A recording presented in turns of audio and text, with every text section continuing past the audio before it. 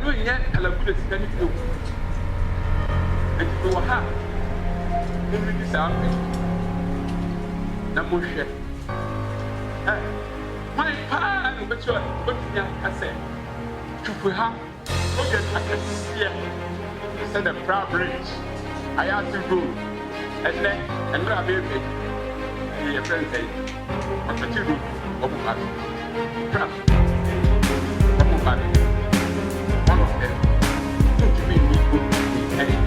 You have somebody like him who is interested in farming, who always motivates we the youth to get into farming and others. So we are expecting that the new person that comes will also follow suit. So therefore we may benefit immense from his office as Mr. Odoom has done.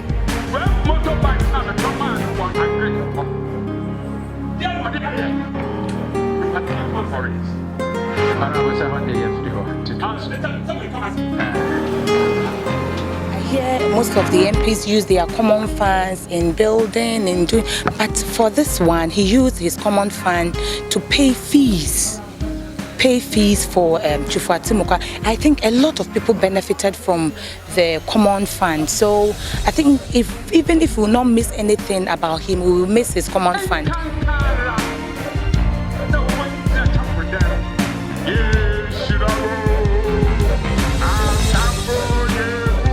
If you don't get somebody who is also, well abreast of agric, I think the whole district will suffer. For him not leading us as our MP, I should personally say we've lost a greater asset to the district, because we know how this man is very good in terms of lobbying.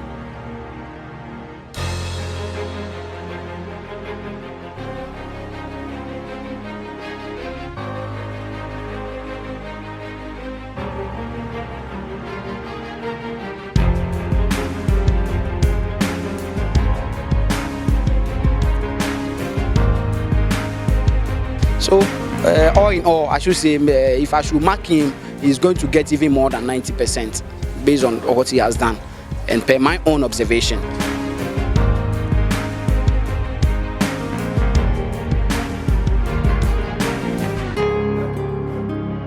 Today we are here on the invitation of the District Assembly. As the Member of Parliament that they elected me in 2016, they wanted me to give an account of my stewardship. This is exactly what I did today. And it's captured here in my brochure. In the brochure, I have depicted what I did personally as a Member of Parliament in terms of direct usage of the common fund and other statutory funds that came to me, like the GED fund, like the National Health Insurance, like Social Investment Fund, and then common fund as well. And then I also took them through the kind of lobbying that I did. I also took them back to 1998 when I became an assembly member for this place, and what I have stood for the district. I came into the district making sure that the district will have a new direction and a new vision. And I think I've succeeded. We can talk about the new modern secondary school here. We can talk about the new hospital that was recently commissioned by the president. We can talk about the nursing training college. We can talk about the whole district now on electrification, including the district capital. When I came in as a district chief executive, Twifo was not having any street light. I have done it. I took them through also what I did for some of the departments. As I talk to you now, the Agric Directorate has 12 motorbikes to render what we call extension services to the people. Education also have 10 motorbikes, one each for the circuit supervisor, to ensure that teachers are doing what is right. Let us not count about chairs, desk, teachers, notebooks, what have you that I've done. So virtually, I was accounting to the people who are represented here by their assembly members what I've used their common fund for, which I think every member of parliament is supposed to do at the end of his term of office. Meanwhile, I'm not coming back again as their MP. A new person is coming. So I'm alerting them that that person who comes must also follow suit, so that at the end of the day, the road and the path that we have taken will be able to bring the district up. Because the sharing of the cake begins with us and the district. If what is supposed to come to MPs and district assemblies, we don't use it judiciously, then we must as well forget it.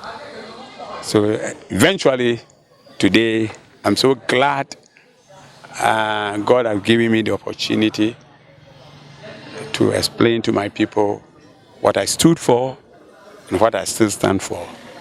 And then encourage honorable members that if 1998 I was a member of the same house, that any of them can also become somebody like me. Then inform them, even though I'll be at the national and the international levels, I'm still for them, because I know and I reckon I come from Twifo, Ayase, and Popobi. That is my hometown, and I'm very proud of that place, and want to be always be proud of about the place, so that I can be proud of Twifo Atti-Morkwa. The challenges were many. The challenges were many. The challenges were many from my district chief executive, my constituency executives. The challenges were many, but I put all of them behind me. Because you need to have those challenges that you can also do better. If those challenges are not there, you cannot aspire to do better. But going forward, I pray that the future MP will have a minimal challenge. Because at the end of the day, it is, let us put our hands together and let's work together. But I had challenges. They were plain. Everybody in this community, and for that matter in this district, knows the challenges that I face. The press, they are all aware. I had a lot of challenges. I was marginalized, I was vilified, but I never lost hope, because I knew what I was about. I knew I was on the right track, and I knew one day I'll be vindicated. Going forward, as I'm talking now, Nigeria has invited me, so maybe after I've come to end of my MPship, I'm going to go to Nigeria back as a consultant for a state to help them do what we did here, cocoa high tech. And not only cocoa, I also stood for rice in Nigeria. I'm part of the team in Nigeria that did that rice transformation, and they are inviting me back to there. I want to go and help them because they are also an African country.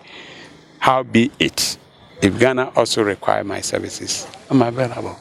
I'm looking forward to having farmers who be well doing in agric. Cocoa farmers who can buy their own fertilizer. Cocoa farmers who can take their destiny into their own hands. I remember in 2002, 2003, I had one farmer like Mr. Danso. I encouraged him, and he was able to do it and even won the best cocoa farmer in the whole country. I'm looking forward that one of these days, some of the farmers here can aspire to be there. Ghana, we are not lost yet. I agree with the president of African Development Bank, Adesina Akiwumi, that he says that the future of Africa depends on agriculture.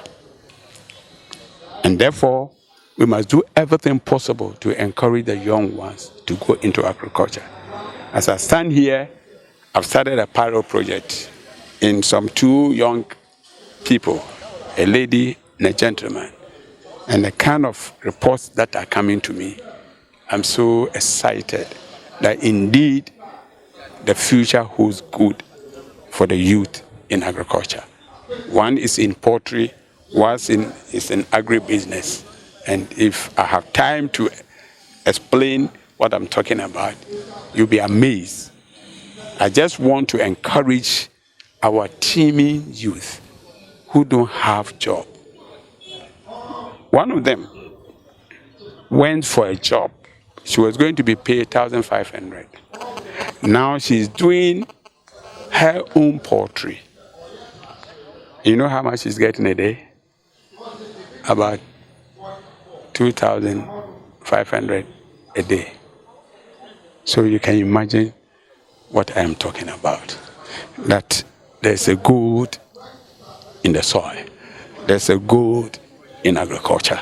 So my final message is the youth must go into agriculture. That is where their future and their destiny lies. It's not a game, it's a rich thing.